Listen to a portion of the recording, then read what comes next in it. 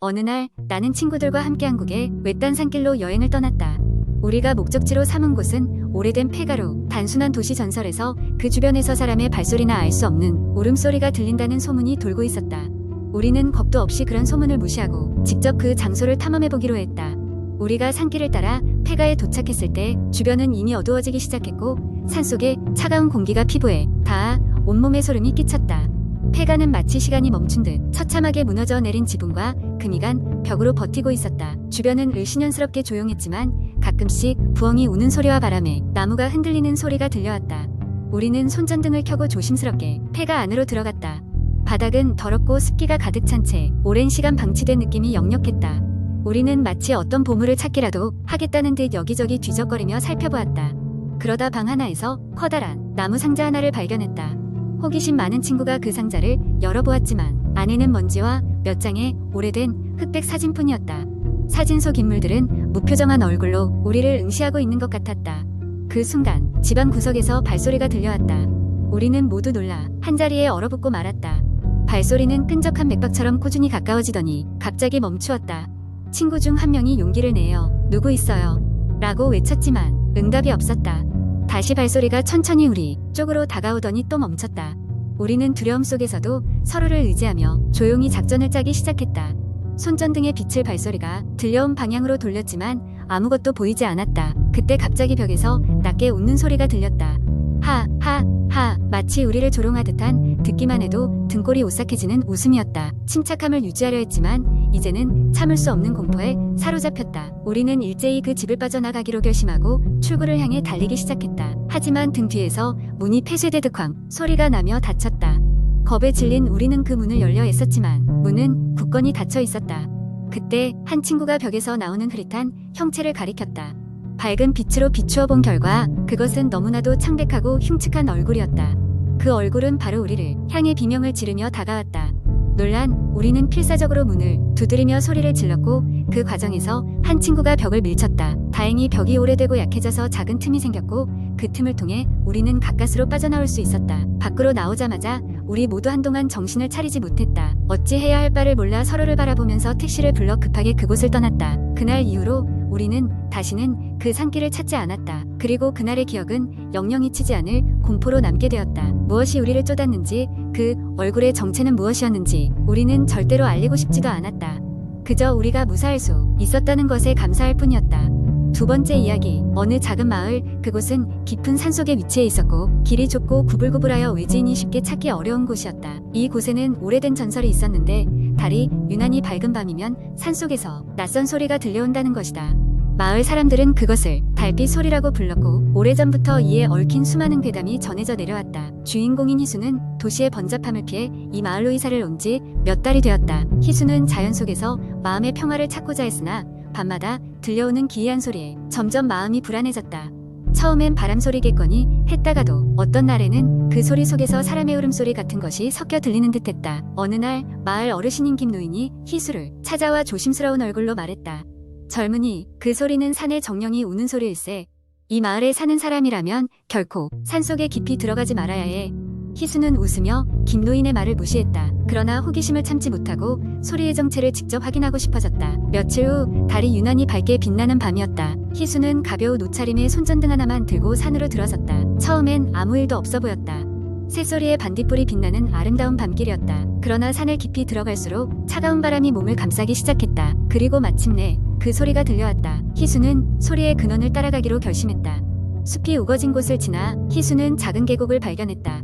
그곳에서 물소리가 아닌 낮고 낯선 소리가 울려나왔다. 희수는 주위를 살폈지만 아무것도 보이지 않았다. 순간적으로 소름이 돋으며 이곳을 다시 나오고 싶다는 생각이 들었다. 그런데 발밑에서 갑자기 무언가의 존재감을 느꼈다. 그것은 한 조각난 나무 인형이었다. 희수는 그 인형을 집어들며 자세히 살펴보았다. 얼굴은 마치 일그러진 미소를 짓고 있는 듯했고 뭔가 오싹한 느낌이 들었다. 그 순간 인형의 빈 눈구멍에서 피가 흐르는 듯한 붉은 액체가 떨어졌다. 희수는 식겁하여 인형을 던져버리려고 했지만 손에 마치 접착된 것처럼 떨어지지 않았다. 어떻게든 그곳을 벗어나려는 일념으로 희수는 집으로 달려갔다. 집에 도착해서야 겨우 인형을 손에서 떼어낼 수 있었고 그것을 서둘러 쓰레기통에 던졌다. 그러나 그 후로 밤마다 꿈에 그 인형이 나타나 희수를 쳐다보는 것이었다. 그리고 꿈에서는 그 인형이 말을 걸었다. 내가 얼마나 오랫동안 이곳에서 기다렸는지 아는가? 절망적인 꿈은 매일 밤 계속되었고 희수는 점점 피폐해졌다. 마을 사람들에게 도움을 구하고자 하였으나 김노인만이 진심으로 이야기를 들어주었다. 노인은 깊은 한숨을 내쉬며 말했다. 그 인형은 오래전에 사라진 아이의 영혼을 담고 있다는 이야기가 있네. 그 아이는 인형을 사랑했거늘 이젠 저주받은 인형이 되고 말았지. 희수는 소름이 돋았다. 그리고 생각했다. 이 저주를 풀 수 있는 방법은 무엇일까? 그때 김노인이 말했다. 전설에 의하면 그 인형을 원래의 주인에게 돌려주어야 한다네. 그러면 비로소 영혼이 편히 쉴 수 있을 걸세. 그날 밤 희수는 쓰레기통을 뒤져 인형을 찾아냈다. 그리고 산으로 다시 들어갈 결심을 했다. 인형을 처음 발견한 계곡으로 돌아온 희수는 그 인형을 조심스레 땅에 놓고 조용히 말했다. 내 주인에게 돌아가렴. 편히 쉬어도 좋아. 그러자 이상하게도 희수는 안도감에 휩싸였다. 그날 이후로 더 이상 희수의 꿈에 인형은 나타나지 않았고 달빛 소리도 들리지 않았다. 마을은 다시 고요함을 되찾았고 희수는 사건의 충격에서 서서히 회복되어 일상으로 돌아올 수 있었다. 하지만 그는 어딘가에서 누군가가 그 인형을 다시 발견하기 전까지는 저주에서 완전히 벗어난 것이 아님을 알고 있었다. 세 번째 이야기, 한국 인터넷에서 흔히 볼 수 있는 공포설 중 하나는 오래된 아파트나 고택에서 벌어지는 초자연적인 이야기입니다. 여기서는 그런 이야기를 조금 확장하여 길게 풀어보겠습니다. 이야기의 시작은 대학에 들어가 서울로 이사하게 된 주인공 지수의 이야기입니다. 지수는 비교적 저렴한 월세를 찾아다니던 중 어느 날 교외 지역에 위치한 오래된 아파트를 발견하게 됩니다. 건물은 상당히 낡았고 주민들도 거의 없는 듯 했습니다. 하지만 집주인은 무척 친절했고 월세도 저렴했기 때문에 지수는 그곳에 살기로 결정합니다. 처음 몇 주 동안은 별다른 문제가 없었습니다. 하지만 어느 날 밤 지수는 잠을 자던 중에 이상한 소리를 듣게 됩니다. 건물이 오래되어 그런가 보다 생각하며 무시하려 했지만 그 소리는 매일 밤 점점 더 뚜렷해져 갔습니다. 마치 누군가가 그녀의 방 벽을 두드리는 듯한 소리였습니다. 그렇게 몇 주가 흐르고 지수는 이상한 꿈을 꾸게 됩니다. 꿈속에서 지수는 낯선 누군가와 함께 아파트 복도를 걷고 있었습니다. 그 인물은 얼굴이 보이지 않았지만 지수에게 뭐라고 속삭이는 듯 했습니다. 그러나 그 말은 이해할 수 없는 외국어 같았습니다. 다음날 아침 지수는 불안한 마음으로 일어났습니다. 그녀는 벽에 이상한 흔적을 발견했습니다. 그것은 마치 손톱으로 긁은 듯한 길쭉한 자국이었고 다시 관찰해보니 그녀가 꿈에서 걸었던 복도의 벽에도 같은 흔적이 있었습니다. 지수는 더 이상 참을 수 없어 집주인을 찾아갔습니다. 그녀는 집주인에게 밤마다 나는 소리와 벽에 새겨진 이상한 자국에 대해 물어보았습니다. 집주인은 처음엔 놀란 듯했으나 곧 얼굴을 굳히며 건물이 오래되어서 생긴 흔적일 뿐이라며 별일 아닐 것이라고 말했습니다. 하지만 그날 밤에도 지수는 또 다른 꿈을 꾸게 됩니다.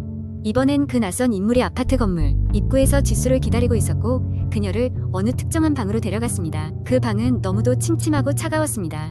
방 한켠에는 오래되어 바른 사진 여러 장이 벽에 걸려 있었고 지수는 충격 속에서 깨어났습니다. 이제 지수는 그 사진들이 무엇인지 그리고 그 인물이 누구인지를 알아내고 싶어졌습니다. 그녀는 건물의 오래된 기록을 찾아보기로 했습니다. 며칠 동안 지역 도서관을 뒤져 결국 그 아파트에 대한 옛날 신문 기사를 찾아냈습니다. 몇십 년 전 그 아파트에서는 사라진 가족 사건이 있었다는 사실을 알게 되었습니다. 그 방 사진 속의 얼굴들이 바로 그 가족의 구성원들이었습니다. 지수는 이제 자신이 그 사건에 휘말린 것이 아닌가 하는 두려움에 휩싸였습니다. 그러나 아직도 답은 없었습니다. 그녀는 마지막으로 용기를 내어 그녀가 꿈에서 보았던 그 특정 방을 찾아가기로 결심했습니다. 그 방은 3층 맨 끝에 위치한 오래된 창고였습니다. 그녀는 손전등을 들고 그곳으로 향했습니다. 창고 안은 먼지가 가득했고 오래된 가구들이 차지하고 있었습니다. 지수는 손전등을 비추며 벽을 살펴보았습니다. 그리고 꿈에서 봤던 사진이 걸려 있었던 그 위치에 무언가가 있음을 발견했습니다. 그것은 벽에 걸려있던 작은 서랍장이었고 그 안에는 낡고 굳어진 쪽지가 들어있었습니다. 쪽지에는 옛날 글씨체로 쓰인 메시지가 있었습니다. 그들이 돌아오는 날 이 집은 다시 숨을 쉰다 라는 내용이었습니다. 지수는 등골이 오싹해졌습니다. 그 순간 등 뒤에서 갑작스러운 소리가 들렸고 그녀는 급히 뒤돌아봤지만 아무것도 없었습니다. 지수는 서둘러 방을 빠져나와 다시는 그곳에 돌아가지 않기로 결심했습니다. 이후 지수는 아파트를 떠나 다른 곳으로 이사를 갔습니다. 그녀는 몇 년간 그 경험을 잊지 못했고 그 사건의 진실을 알 수 없었습니다. 그러나 그녀에게 남겨진 마지막 쪽지는 지금도 지수의 기억 한켠에 자리 잡고 있습니다. 그녀는 종종 생각합니다. 그 가족은 정말 돌아온 것일까?